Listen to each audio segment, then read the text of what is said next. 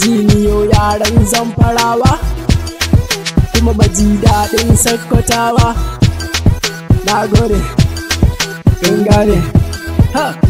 Anything you get a basu kuma sa mata leda a basu Aisha da Nabila a basu Fatima da Hafsa a basu Hawwa da Saiba a basu Maryam da Safiya a basu hey a basu kai a basu kai a basu a basu kai a basu kai a basu kai a basu a basu kai a basu a basu kai a basu a basu kai a basu a basu kai a basu a basu kai a basu kai a basu na ce basu a basu.